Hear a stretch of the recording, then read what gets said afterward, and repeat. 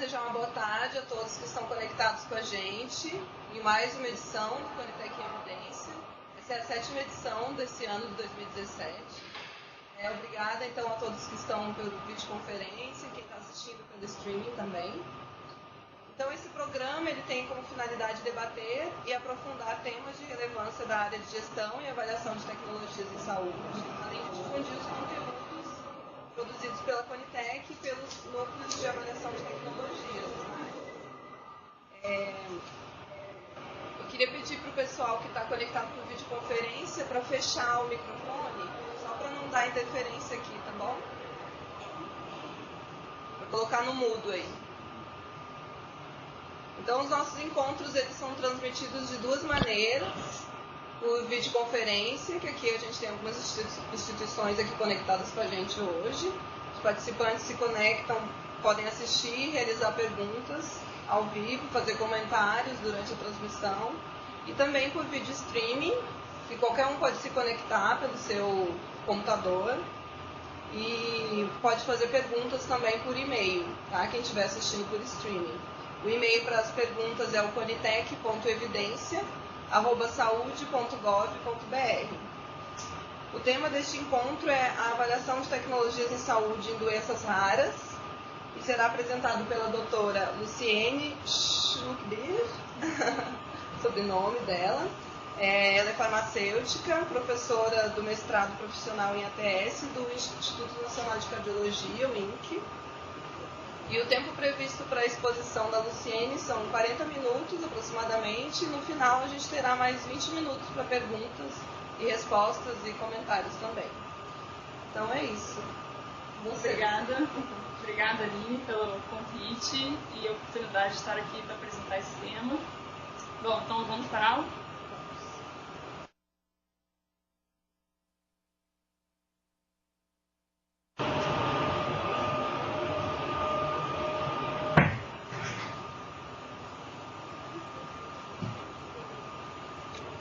Bom, então como a Aline falou, o tema hoje é avaliação de tecnologias em saúde em doenças raras.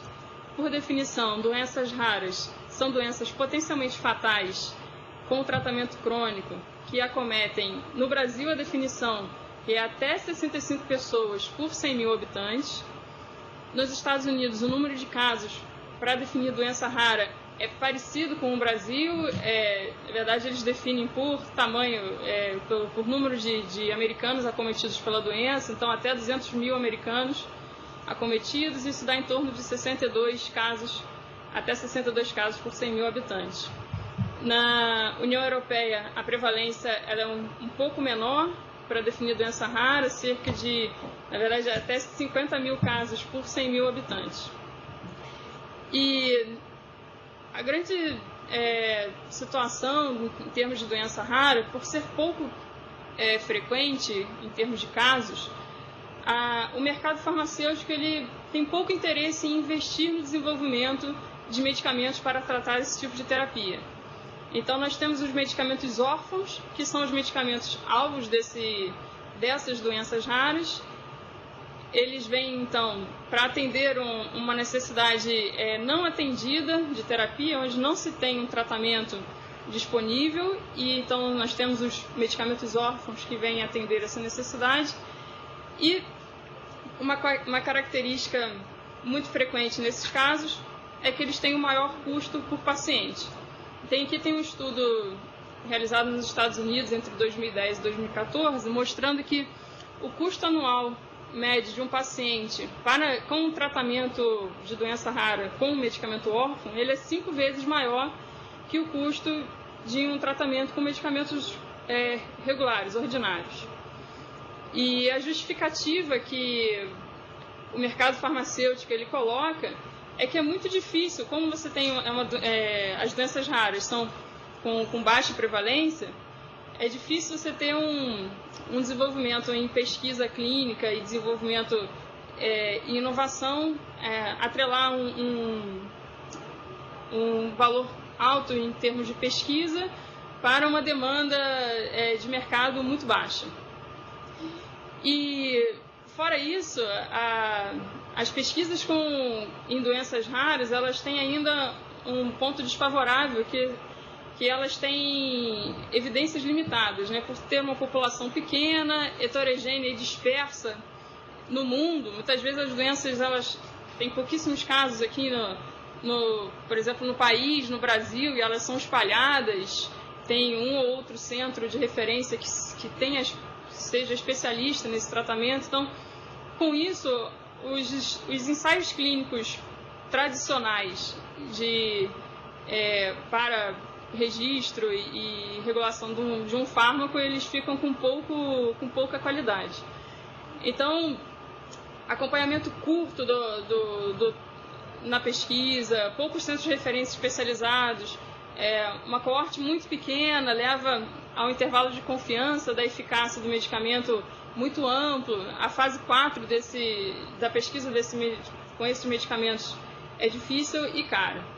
Então, uma alternativa que se tenta achar para sobrepor essas dificuldades são utilizar desfechos substitutos da doença, que são desfechos que vão ser marcadores biológicos da doença. Eles têm a ver com o mecanismo da doença. Eles devem ter características de fortes preditores de sobrevivência, e o efeito, o impacto de uma intervenção, ela deve ser totalmente vinculada a esse desfecho substituto. Então, no mundo ideal, que a gente teria dentro de uma doença com um marcador, um desfecho substituto, é a intervenção agindo diretamente nele, e essa intervenção, então, ela impacta no seu desfecho finalístico. Então, o desfecho substituto, ele é mediado, o desfecho finalístico ele é mediado por esse desfecho substituto. Mas, na prática, no mundo real, é muito difícil. Muitas vezes a gente tem um desfecho que se correlaciona com o tratamento, mas a doença, ela bypassa isso e ela tem, então, na verdade, um comportamento para um desfecho clínico final que não passa pelo seu desfecho substituto. Em todo caso, é importante identificar esses marcadores para que a gente possa entender melhor a patogênese da doença, o mecanismo de ação, e é favorável também na seleção dos medicamentos em algumas fases clínicas da pesquisa clínica. Então, os biomarcadores, os desfechos, esses desfechos, eles podem ajudar a selecionar medicamentos potenciais que possam ir para a fase 2 ou fase 3, e também é vantagem também na questão de substituir estudos longos com grandes tamanhos amostrais em fase 3. E algumas alternativas que o mundo vem tentando incentivar esse mercado farmacêutico a desenvolver os medicamentos órfãos são incentivos para a indústria farmacêutica. Então, o FDA, a agência que regula medicamentos e alimentos dos Estados Unidos, eles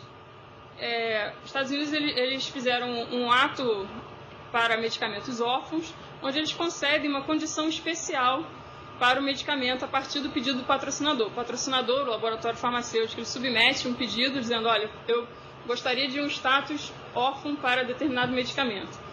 E aí, a partir daí, segue alguns critérios que esse medicamento tem que ter, certas características, e ele ganha alguns benefícios em termos de registro. Então, ele tem prioridade na análise, deve ser uma terapia inovadora, e aí, com isso, ele segue uma aprovação acelerada e um processo de fast track, que seria um processo de desenvolvimento e aprovação o mais rápido que esse produto ele possa sair da pesquisa para o uso direto ao paciente.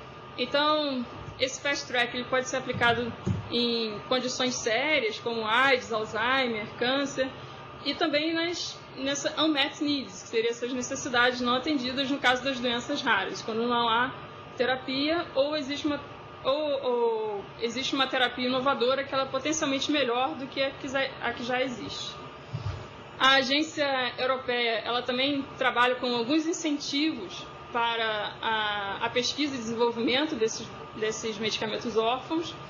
Então, o mesmo processo, o laboratório solicita uma designação, um status de produto órfão, e aí, ainda na fase da pesquisa e desenvolvimento, o laboratório precisa emitir relatórios anuais, e aí, se ele consegue essa designação de órfão, ele ganha exclusividade do mercado para a venda desse medicamento, e depois pode ainda fazer a agência faz revisões se essa exclusividade mesmo ela deve ser mantida. No Brasil, a gente tem já algumas estratégias que estão sendo adotadas para implementar incentivos a desenvolvimento de terapias de medicamentos órfãos, né, para tratamento da doença rara. A gente tem a Lei 13.411, do final de 2016, que estabelece prazos diferenciados no processo de registro de um medicamento na Anvisa. Então, a partir da complexidade técnica e de benefícios clínicos e econômicos da utilização do medicamento, ele pode ganhar um status de medicamento da categoria ordinária ou prioritária, e se ele entra na categoria prioritária, o tempo para o processo de registro é 1/3 menor do que se ele estivesse na categoria ordinária. Então, de 120 dias para um primeiro registro e de alteração pós-registro de 60 dias. Uma outra portaria que também incentiva é a Portaria 199 de 2014, onde institui a Política Nacional de Atenção Integral às Pessoas com Doenças Raras. E nessa portaria, o que é muito importante para a nossa área de ATS é que a Política Nacional ela vincula, então, que toda incorporação e uso das tecnologias elas devem estar recomendadas a partir do processo de avaliação e aprovação da Conitec e seu uso guiado por PCDTs.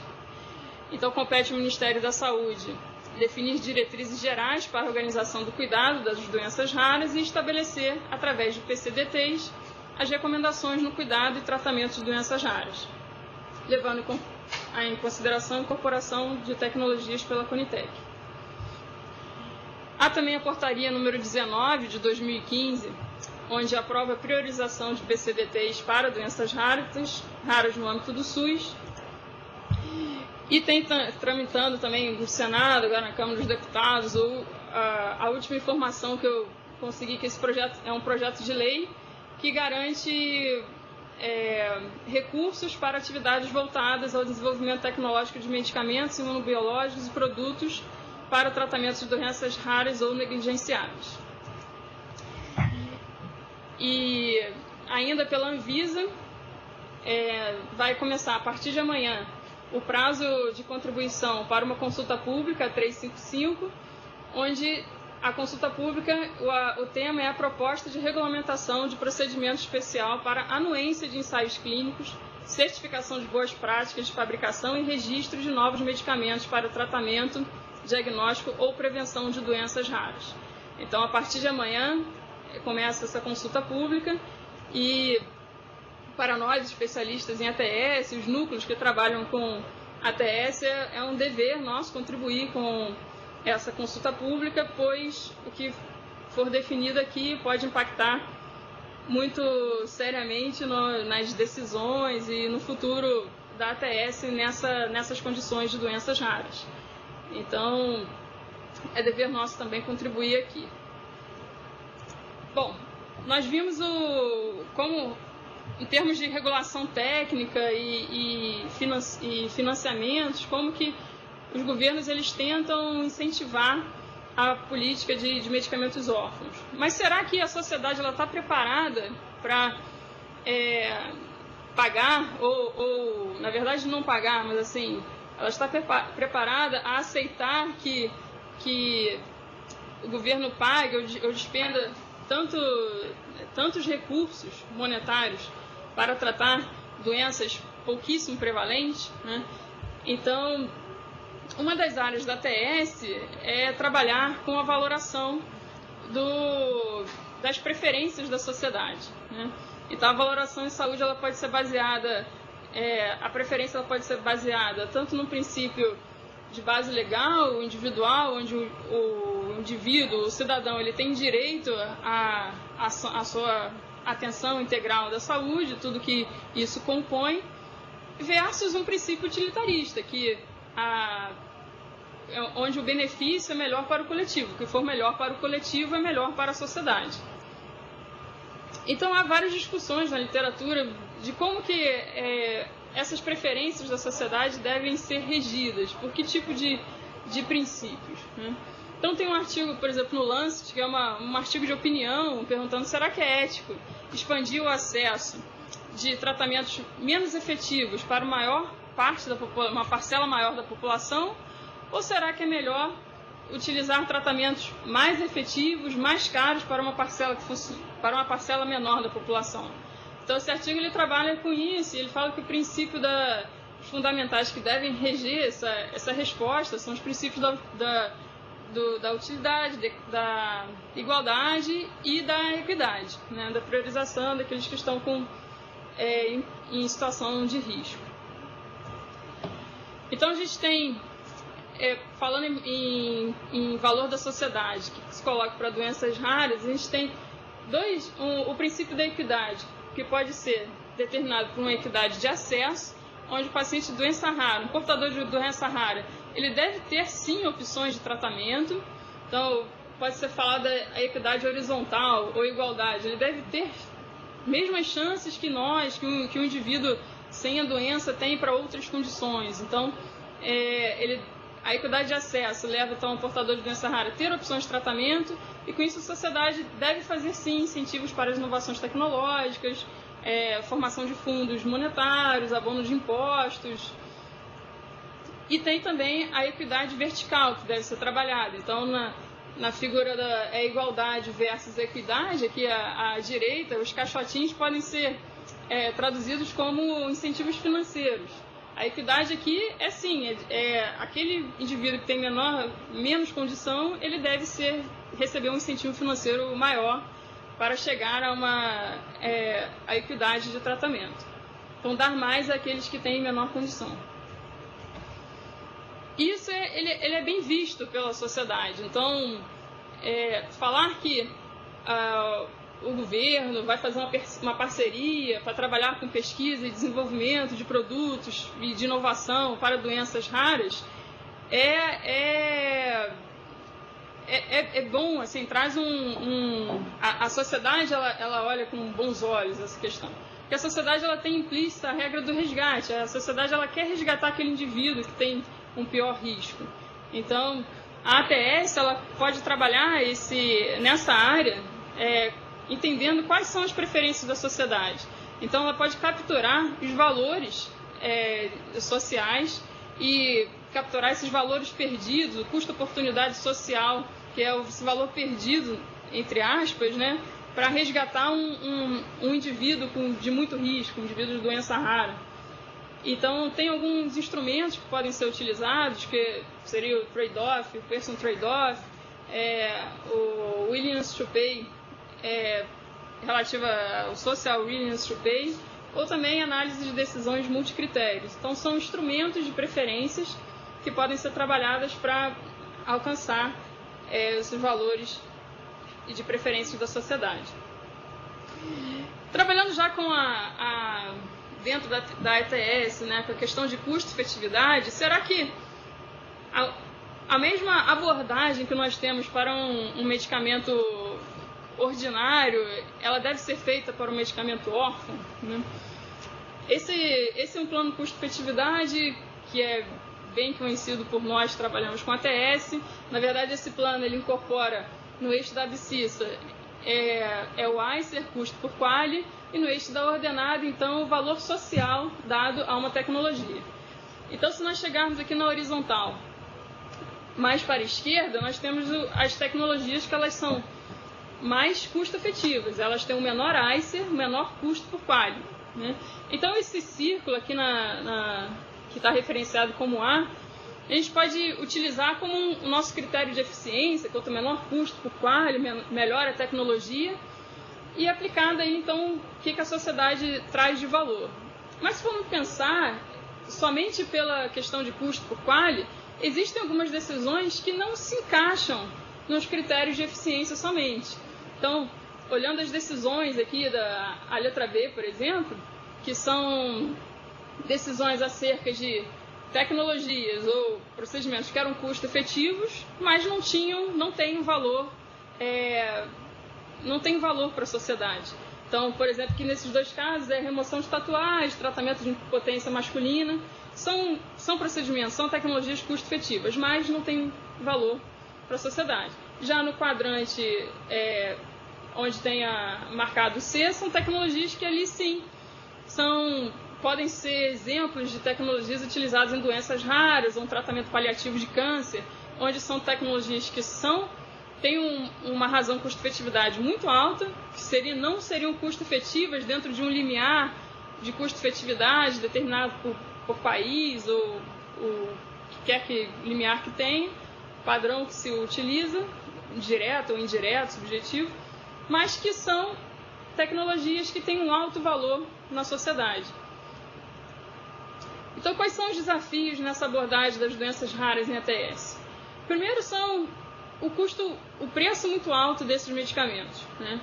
Aqui tem uma tabela que mostra os medicamentos mais caros no mundo e todos eles são utilizados em doenças raras, né? Então, o Soliris é o campeão, tem um custo anual de quase 410 mil dólares ano por paciente.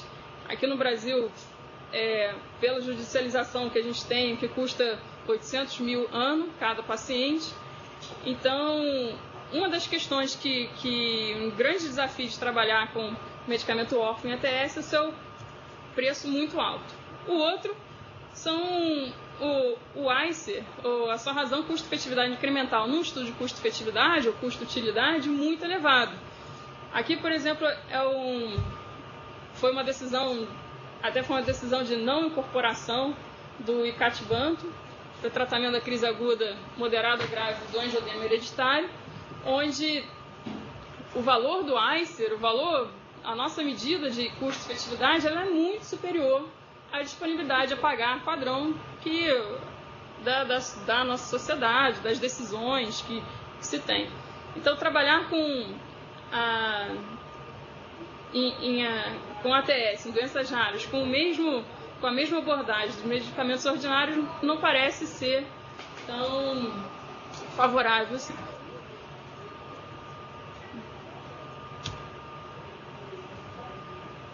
Só um minuto. Só um minutinho. Saiu.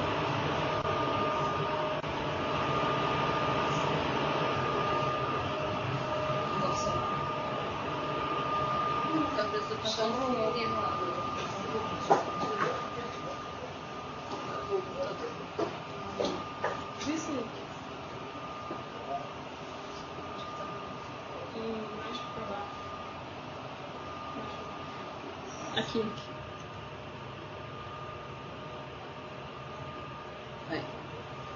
Desculpa, gente, já tá com som? Pode. Desculpa, o computador travou aqui. Então, outros desafios, além do ICER elevado que nós temos, é a falta de tratamento alternativo.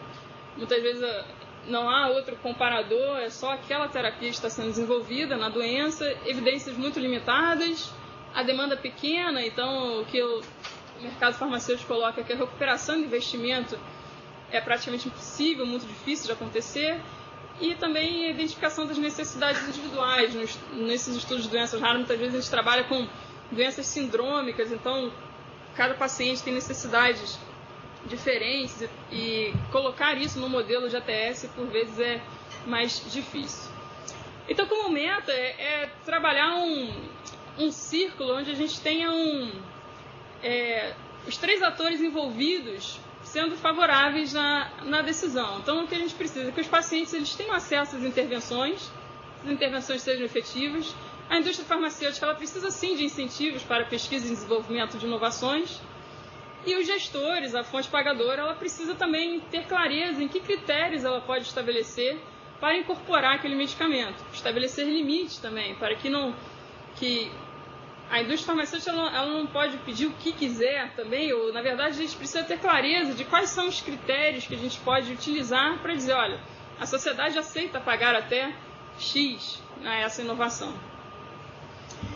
Então, a ATS ela precisa ter uma abordagem diferenciada, sim, os valores da sociedade, de preferência, são diferentes das utilidades individuais agregadas que normalmente nós utilizamos nos estudos de ATS.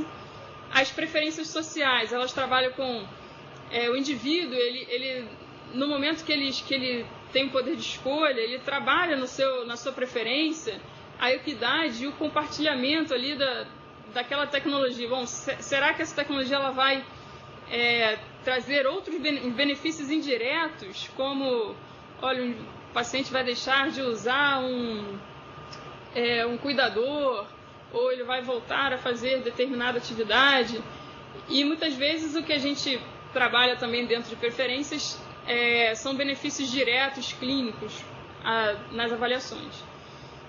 As decisões de custo-efetividade, muitas vezes nós temos uma decisão ou tudo ou nada, né? Ou é custo-efetivo ou não é, incorpora ou não incorpora.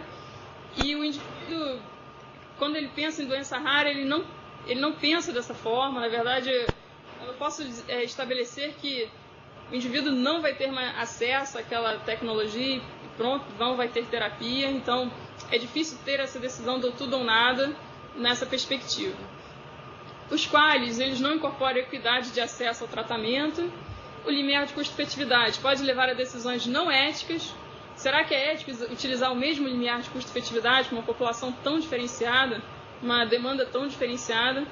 E o custo, muitas vezes, um custo alto da tecnologia não implica que é a raridade da doença. Então, não é justificável pela raridade da doença. E será que esses medicamentos órfãos, eles merecem ter um prêmio, por exemplo, por raridade no seu desenvolvimento? Então, o Conselho de Cidadãos do NICE, ele considerou que em certas condições o sistema de saúde, ele deveria considerar o pagamento de um preço prêmio para terapias de pacientes com doenças muito raras, que tem ainda uma parcela de doenças que são ultra rare, que são doenças muito raras. E ele utilizava com os critérios, o grau de severidade da doença, se o tratamento iria prover ganho em saúde, não somente estabilização da condição clínica, e se a doença ou condição era potencialmente fatal. Bom, mas aí fica o grande questionamento, né? Será que tem a fábula do sapo e o escorpião? Não sei se vocês conhecem, mas a gente pode trabalhar aqui com duas interpretações, né? Uma que, muitas vezes, o governo ele pede para a indústria farmacêutica desenvolver uma inovação, e a indústria farmacêutica não tem garantia que o governo vai incorporar aquela inovação. Então, esse é um ponto. E tem um outro lado também, que a indústria, o desenvolvimento de um medicamento, ele está atrelado ao mercado farmacêutico.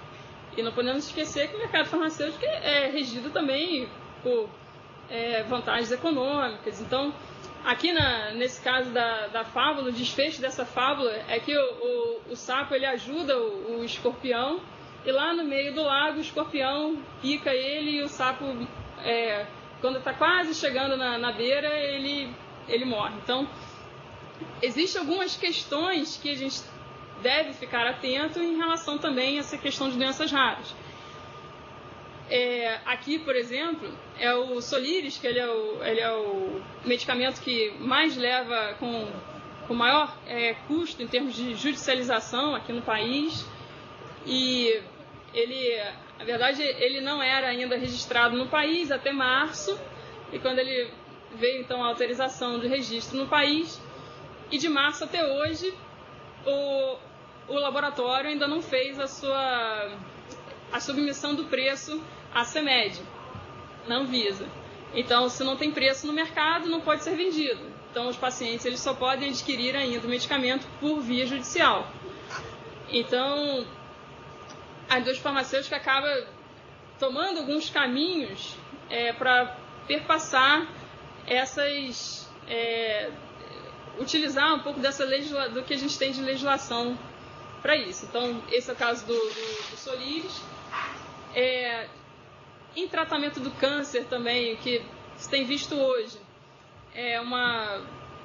o que muito se utilizado é a terapia personalizada no câncer, onde nós temos uma coorte de indivíduos. Esses indivíduos, por perfil molecular, eles são diagnosticados naqueles que vão se beneficiar melhor com a terapia, e essa terapia, dependendo do biomarcador, ele vai ter sim um medicamento que vai funcionar melhor esse indivíduo.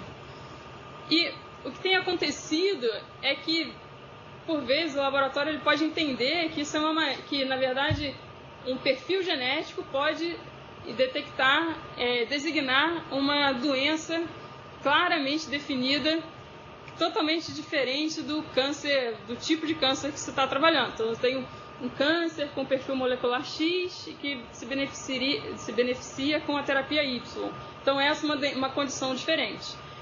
E essa condição diferente, por ser um subgrupo de pacientes, pode se cair na definição de doença rara, porque tem uma prevalência menor dentro daquele tipo todo de neoplasia.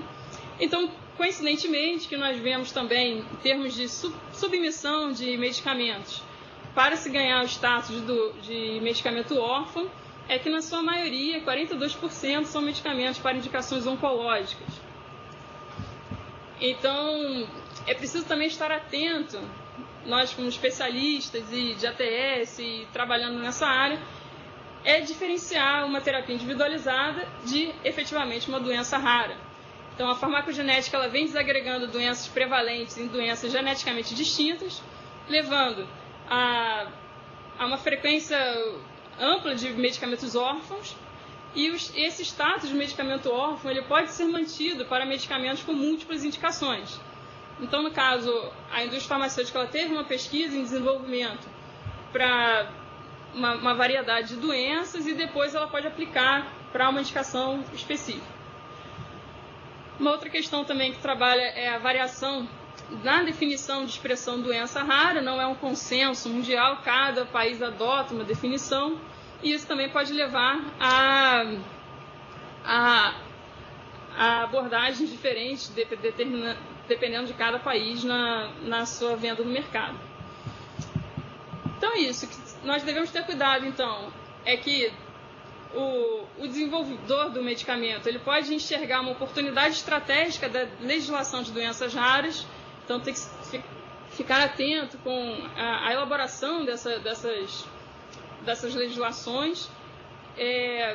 O status de medicamento órfão ele evita decisões desfavoráveis quando se pensa numa decisão de incorporação, porque medicamento órfão é uma doença rara, então temos que incorporar. Então, esse status já ganha um preditor de decisão e impõe o uso de medicamentos desses de alto custo, impõe um aumento substancial do uso de recursos no sistema de saúde. Então, como conclusão, nós temos que a ATS ela vem, então, trazendo ferramentas que podem ajudar nessa definição de quais são as melhores políticas para abordar as doenças raras, cuidado, fomentar, basear as políticas para que as legislações não tenham muita abertura para que qualquer medicamento possa entrar numa classificação de medicamento órfão e trabalhar, sim, com evidências sólidas para basear melhores incorporações. É isso. Acho que agora a gente abre para perguntas. Muito obrigada.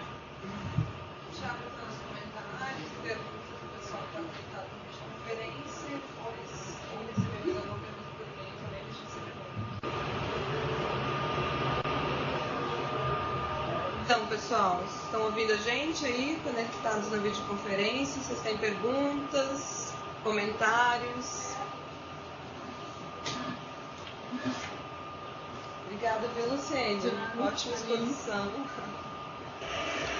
Boa tarde, dá para falar um pouquinho agora? Oi. Então fala aí, Carmela. Boa tarde, meu nome é Carmela, eu sou a coordenadora do projeto de implantação da política de doenças raras do estado de São Paulo. Eu gostaria de perguntar para a Luciane se ela acha prudente a gente ter um registro diferenciado, ou seja, nós temos o RENAME, que compõe a lista dos medicamentos usuais. Você deu um tom na conversa, particularmente no final, num alinhamento de uma situação que eu considero prudente, que se fizesse um registro diferenciado para essas patologias, para essas doenças. Porque, senão, o uso off-label começa a aparecer como uma boa opção para um número muito maior de doenças, gerando, inclusive, conflitos de desfechos. Diga isso, Luciene. Sim.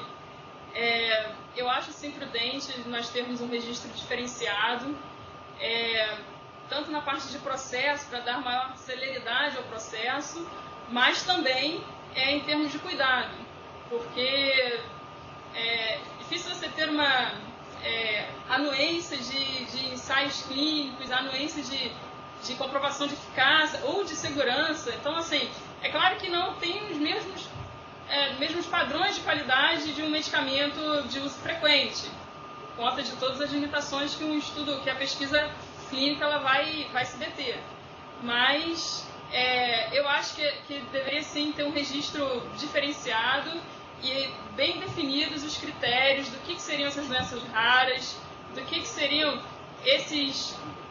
essas características para o registro e sim em termos da incorporação também, né? No caso, em termos de demanda de custo, ser diferenciado sim. Luciane, uma das propostas que a gente está pensando é a questão da composição das coortes dessas doenças. Há duas estratégias. Ou a gente faz o registro dessas patologias, isso tem um regime internacional de como se registra uma patologia, né? Porque a gente entende a mesma coisa, ou seja, eu tenho pouca doença num curto período, mas se eu tiver a composição das coortes em caráter nacional, eu poderei avaliar os desfechos a longo prazo, o que me permitirá, conhecendo a farmacodinâmica, a farmacologia, a farmacogenômica, eu me posicionar a favor ou não depois de um período, né, que também deveria ser estabelecido, ou seja, analiso isso durante 5 anos, 10 anos, isso vai depender realmente do pool de pacientes, a relação custo-benefício fica mais clara se eu tiver a população de pacientes sobre a ótica de um sistema em que eu componho uma coorte. Você concorda com isso? Concordo, e concordo que essa coorte ela tem que ser trabalhada nos moldes de um estudo fase 4, um estudo de vigilância, de monitoramento, porque e mais à frente, se dependendo do resultado, a gente pode rever esse registro, essa incorporação. Então, eu concordo sim que tem que ter essa coorte multicêntrica e que os dados sejam bem coletados e analisados por 1 ou 2 especialistas, um grupo de especialistas. Sim. Mais uma colocação. Luciane, me permita aqui fazer mais uma análise. 75% das doenças raras, elas acometem crianças. A primo-manifestação se dá na infância. Sim. Quando você fala aqui do recorte do parecer da sociedade, nós entramos em outro território, que é a questão de estar trabalhando com o ser humano em crescimento e desenvolvimento e com um bem bastante precioso para as famílias. Isso resvala nas questões éticas, nas questões do ECA, do Estatuto da Criança e do Adolescente, na Constituição. Isso tem uma visão um pouco mais ampla, que eu acho que seria bastante interessante, na hora da avaliação da tecnologia em saúde, também ser levada em conta. E, por último, é a questão da judicialização. Do pool das doenças crônicas, fazendo só o recorte das doenças crônicas, 80% são essas, as mais comuns da população: coronariopatia, hipertensão, obesidade. Só que as doenças raras, elas significam 20% das doenças crônicas. Então, em termos de enfrentamento para a judicialização, está claro para mim que aquele teorema do Pareto vale super bem. Se eu não organizar a assistência às doenças raras, a sustentabilidade do Sistema Único de Saúde será comprometida, porque atualmente o desvio de verbas que vai para a judicialização, contrapondo a questão, ou seja, garantindo o direito da Constituição, é muito complicado do ponto de vista de gestão. Então, eu entendo que é isso mesmo. A hora que você fala de fazer um recorte diferenciado, isso já me atrai. Você está entendendo, Luciane? Eu até gostaria mesmo de uniformizar a atenção. Obrigada. Obrigada pelas colocações, pelos comentários, pelas perguntas. Mais alguém gostaria de fazer alguma pergunta, alguma colocação? O pessoal que está conectado aqui? Tem mais pergunta aqui, Cláudia? A gente recebeu uma pergunta da Juliana Martins, que ela falou como seria a dinâmica para doenças raras dentro da Conitec. Na questão de preferências para a sociedade, por exemplo, como a Conitec avaliaria as tecnologias de saúde na prática? O MCDA seria mais atrativo do que a análise custo-efetividade? E a segunda pergunta dela é: a priorização de PCDTs para doenças raras ainda está vigente? Qual a previsão de publicação para este ano? Então, acho que a Luciane podia falar um pouco sobre o MCDA, né? O que você acha? Seria mais atrativo do que a análise da custo-efetividade? Sim, na verdade, acho que a gente tem que aliar as duas análises, né? Então, a análise de custo-efetividade, ela tem que sim acontecer, mas o MCDA, ele pode responder questões que ficam desconhecidas dentro de uma análise padrão de custo-efetividade. Então, porque é importante a gente também avaliar o quanto que isso, em termos de conhecer dessa questão da doença, em termos de custo, em termos de comparar de custo-efetividade, impacto orçamentário, mas o MCDA ele pode trazer esclarecimentos sobre outras preferências, né, e trazer pesos a essas preferências que serão mais transparentes na decisão. Dentro da Conitec é um tema que está sendo discutido, né, que a gente está buscando aprofundar conhecimento, né, em relação ao MCDA, porque realmente as doenças raras precisam de um olhar diferenciado, né? Essa avaliação ela precisa ser feita de uma maneira diferenciada. E houve uma enquete, né, das doenças raras para priorizar os temas e está em andamento. Eu vou passar a pergunta da Juliana para o pessoal da área de PCDT para eles responderem com mais riqueza de detalhes. E a gente vai responder ela por e-mail. E a gente recebeu uma outra pergunta, que é da Juliana também. Carlos Gouveia. Do Carlos Gouveia. Que ele pergunta: como vocês encaram a incorporação de diagnóstico para doenças raras? E como lidar, já que a ATS para diagnóstico in vitro é muito diferente da ATS para medicamentos? Então, a parte de diagnóstico de doenças raras, aí eu estendo também a outros tipos de diagnóstico, que a gente chama dos testes que acompanham a terapia, né? Então, acompanham diagnósticos nós podemos ter, e aí temos para câncer e outras doenças, onde o diagnóstico ele vai definir se aquela terapia vai ser utilizada. E, a meu ver, esses testes diagnósticos eles devem entrar também nas discussões de incorporação, porque, na verdade, não existe só um tipo de teste. Dependendo do biomarcador que tem que ser avaliado, na verdade, o medicamento ele precisa ter a indicação de que aquele biomarcador é positivo, negativo, não importa. Ele precisa ter a indicação do diagnóstico molecular, mas qual tipo de teste ele vai ser utilizado? Então, isso, as análises de custo-efetividade, elas podem responder e serem aliadas às análises da própria terapia. Então, eu acho que são análises que elas devem vir ser discutidas em conjunto. E tudo pergunta da questão do diagnóstico in vitro, né? É muito diferente da ATS para medicamentos. Uma coisa que é difícil de lidar também na ATS com um diagnóstico é que muitas vezes o que nós temos é de resultados, né, dos casos.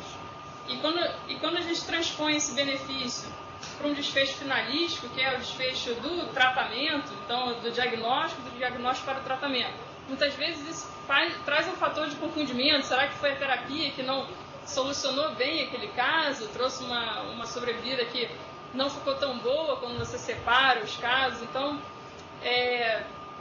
a ATS com diagnóstico, ela tem que se discutir nessa questão de repensar os desfechos finalísticos. Será que a gente tem que trabalhar também com a sobrevivência, tem que trabalhar também com quali? Dependendo da terapia, a própria terapia pode mascarar o efeito bom do teste diagnóstico. Porque, na verdade, o que vai influenciar lá no desfecho finalístico é a terapia e não lá o resultado do teste. Pode ser uma questão. O Carlos também perguntou sobre a demora na definição dos PCDTs do Ministério da Saúde. Como lidar com a demanda reprimida enquanto se aguarda a publicação desses PCDTs? Não passo para você essa pergunta. Essa é uma questão que é complexa, né? O Ministério da Saúde tem alguns prazos para definir e para publicar esses protocolos. A gente tem prazos para avaliar também as tecnologias, né? E se a gente comparar com outros países, o prazo que a gente tem está bem dentro da média, mas realmente é um processo que ele precisa ser feito cuidadosamente, né? Então, não dá para fazer na correria, precisa ser feito cuidadosamente, a gente precisa consultar a sociedade, né? Saber quais são as preferências, né, das pessoas. Então, são coisas, são passos que precisam ser feitos, são pré-requisitos que precisam ser cumpridos e que acaba por demorar, aumentar um pouco a demora. Né? Mas a gente vai responder também essas perguntas que chegaram por e-mail com mais detalhe. A gente vai falar com o pessoal da equipe do PCDT. E eu quero aproveitar aqui a presença da Luciene para a gente tentar discutir outras coisas, né, pertinentes ao tema. Chegou mais uma outra pergunta.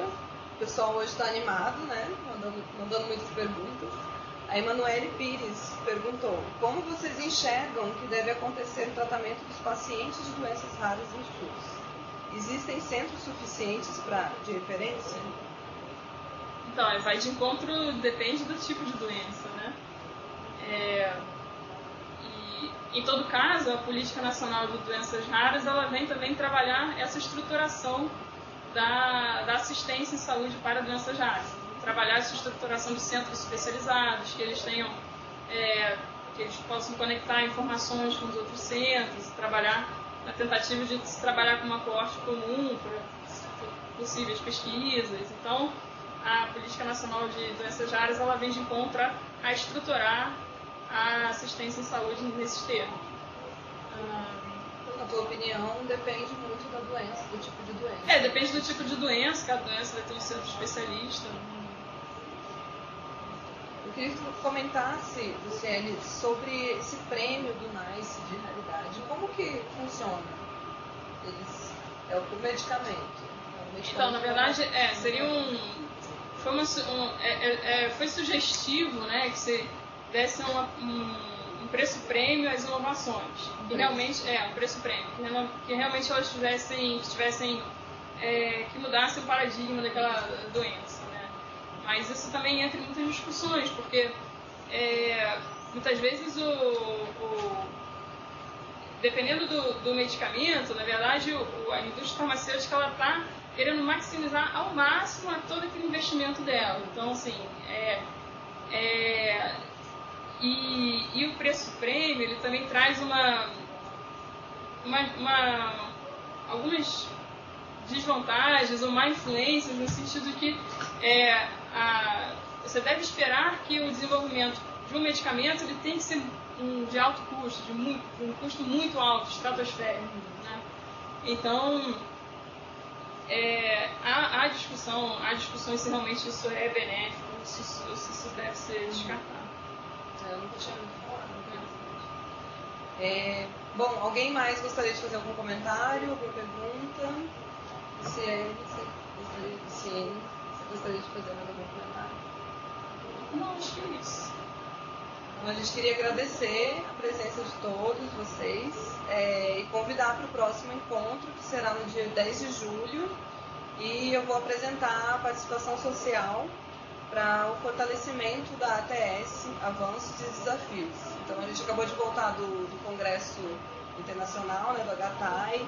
Foi um congresso que discutiu bastante sobre a participação de cidadão, de pacientes. Então, a gente vai trazer um pouco do que a gente tem feito aqui dentro da Conitec, um pouco do que a gente tem aprendido também com as experiências dos outros países. Então, a gente aguarda vocês no dia 10 de julho. E não dava para você falar um pouquinho mais do HTAI, justamente, para nós que não conseguimos ir? Foi ótimo o congresso. Como eu falei, como o meu métier é o que eu gosto, o tema que eu gosto, a participação do paciente, então eu busquei ir a todas as mesas e painéis que falavam do tema. E foi bem discutido. Eu participei do workshop no domingo, tive um painel na terça-feira, eu apresentei um pôster na segunda, e o final, a plenária de encerramento, foi sobre ética. Então, se falou sobre a ética na tomada de decisão, a ética na ATS, que é um aspecto que nem sempre a gente leva em conta, né? A gente leva muito em conta a eficácia, a custo-efetividade, a segurança e tal. E esses aspectos sociais e éticos acabam, às vezes, por ficar um pouco de lado, né?